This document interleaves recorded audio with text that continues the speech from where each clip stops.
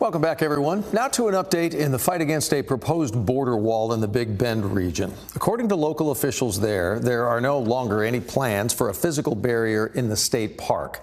But advocates say that their work isn't done yet. This is a new development, actually, in what's been an ongoing fight playing out for the last couple of months.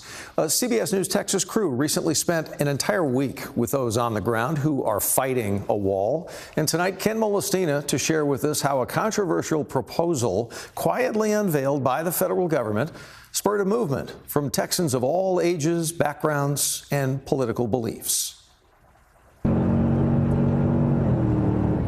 We're under a time constraint. I think it's going to happen pretty fast. They're looking for man camps by June. That's why we need the people. You know, we have 1,000 people live down south, and they're voicing.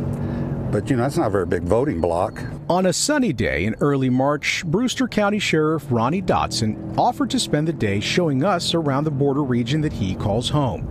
From his home base in Alpine to Presidio, through the winding mountain roads of both Big Bend State and National Parks, to the serenity of the Black Gap Wildlife Management Area. He wanted to show us why he and so many others have been so vocal lately in speaking out against a planned border wall right here in the region. But if people from San Antonio, Fort Worth, Dallas, the people who come down here and visit, if we can get them on board, there's a lot more people. Elected officials and their constituents have all spent the past few weeks trying to piece together what a border wall would look like in their region and what it means for both public lands and landowners who live along the Rio Grande. I've actually talked to one of the contractors. I actually made a traffic stop on them, and that's where I got most of my information. I got a phone call first because they somehow got my post office box wrong. I got a phone call from Army Corps of Engineer guy, and I was like, oh, well, I was waiting to hear from you guys. In Redford, Texas, on the outside boundary of Big Bend Ranch State Park, Charlie Angel is among the landowners who's received a letter from U.S. Customs and Border Protection, letting him know about their plans to construct a border barrier in the area. Received, the letter saying that they want to give me options A, B, and C. General aerial view surveys showing where the work's going to be. This is the agreement to get my $2,500, which is just a starting step. And they even give you a glossary of definitions. What is a lien? What is market value? What's a negotiation? What is a person? So a lot of things I really needed the answer to, but that really helps. Eminent domain, what is that? Angel not only lives on the banks of the Rio Grande, but he also operates his recreational business right from his property. You know what? If there was a crisis on the border right here, and I fear for my life, I would welcome a wall to protect me. Like anybody would, especially a free government wall. Yeah, keep me safer. I'm already safe.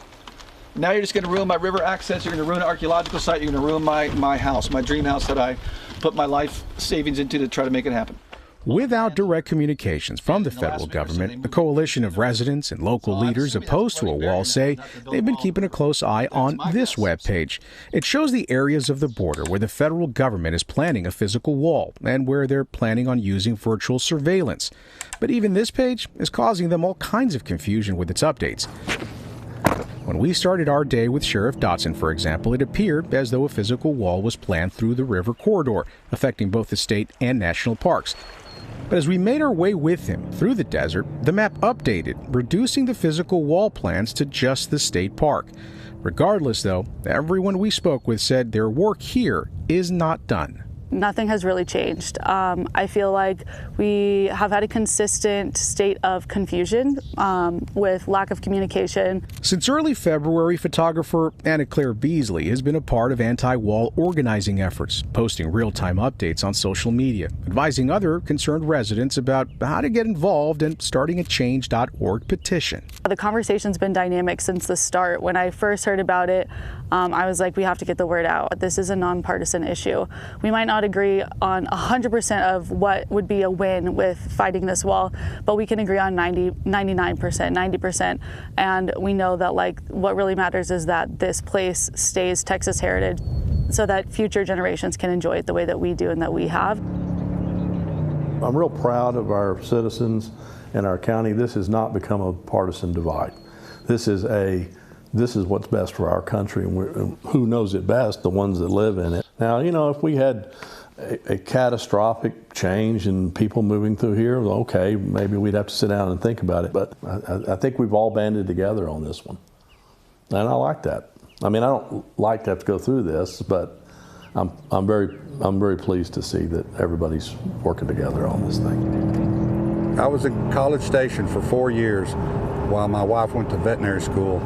Even at the police department I worked at, I had a calendar marked on the day I was going to leave, come back home, you know, and it was a joke there.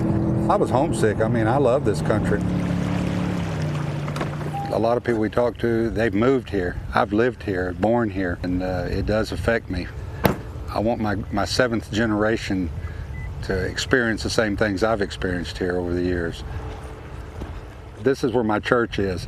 I come out here, if you want to get close to God, He made all this, and it's beautiful. This is part of the beauty that, you know, could be lost.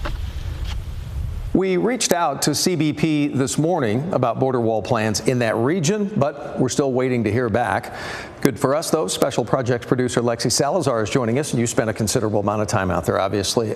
So you say a lot of residents told you they don't want or need a wall, but what is the reality that you saw when we talk about on the ground when it comes to illegal crossings in that whole region? Yeah, Doug, well, we know that across the board with President Donald Trump, border crossings are way down. In the southwestern border from October to February of this year, there were a little bit more than 34,000 illegal crossings. We know that of those, though, the Big Bend sector only made up 892 of those crossings. Okay. We did hear major concern from local residents, you say, and officials as well, so residents and officials in the towns that you went to, has been lack of communication from the federal government. So when we talk about that, have they received any official word from the federal government based on your visit?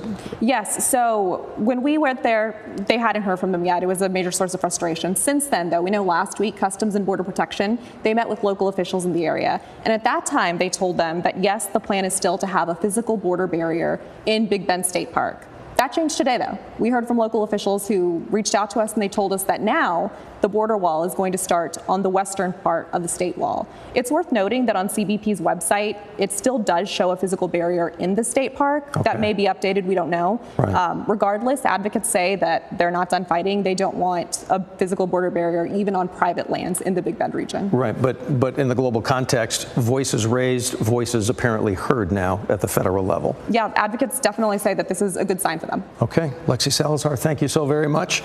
Later tonight at 10 o'clock over on Channel 11, Lexi and the team will be diving into the specific concerns Big Bend locals have, including the impact they say border wall construction would have on the economy and archaeological sites.